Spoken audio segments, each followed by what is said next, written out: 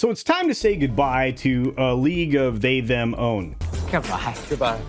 Because it's been scrapped, thankfully. Greetings, my fellow beings. Pull up your metaphorical seats as Uncle Culture breaks some very sad news for 8 or 10 people out there. Let me tell you, A League of Their Own, that wonderful Amazon Prime Video series that was designed to destroy the charm of the original film, won't be gracing our screens for a second and supposedly final season.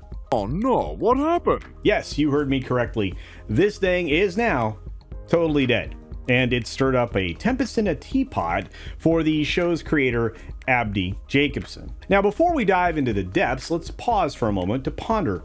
Why persist in pushing a show that seemed to fall flat in the popularity race from the very beginning? It's like walking around rocking some black socks with some red flip-flops.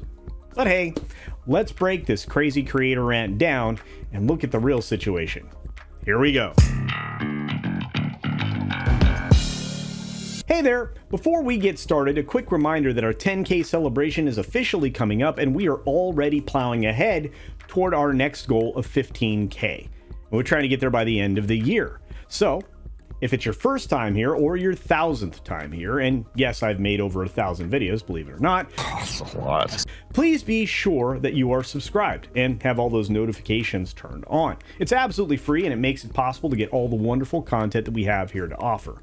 Now, onward we go. So, the roots of A League of Their Own trace back to the beloved classical movie directed by Penny Marshall in 1992. It was a heart-filling gem of a film with an amazing cast based on a true story of the All-American Girls Professional Baseball League. That's a mouthful. That's what she said.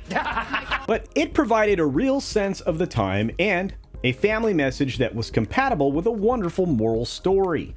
The TV adaptation, well, not so much. It did boast a very diverse cast, including Abby Jacobson, Darcy Camden, Chante Adams, Melanie Field, and Kate Berlant.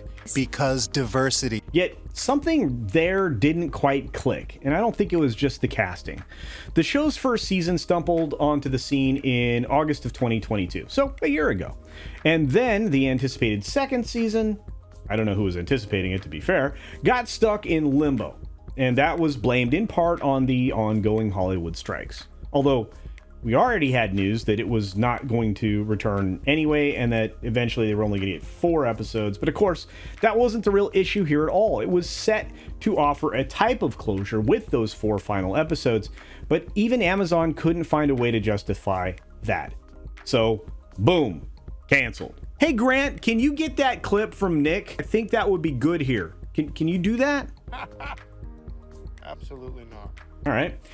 Of course, Abby Jacobson, the brains behind this venture, didn't simply take this in stride. No.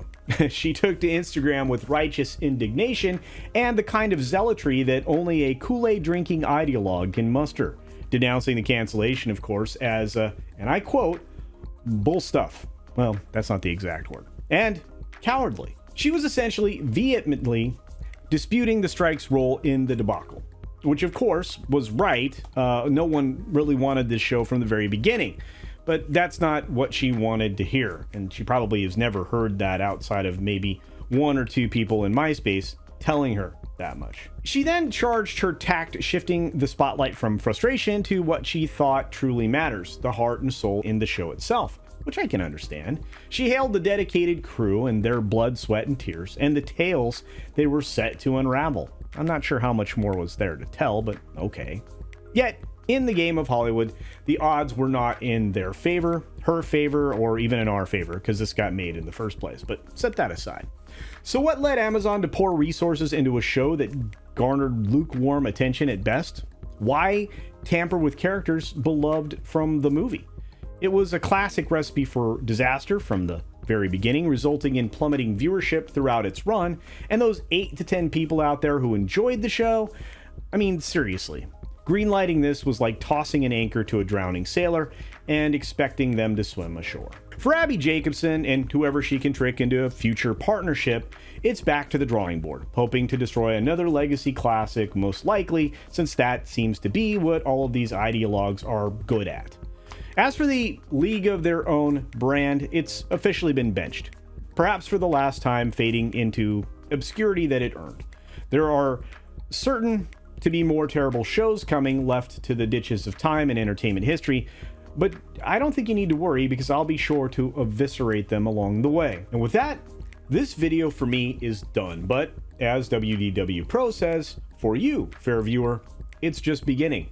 Let me know in the comment section down below what you think about A League of Their Own, and whether or not you even cared to view it. As always, be sure to take care of yourself, take care of others, and until next time, see ya!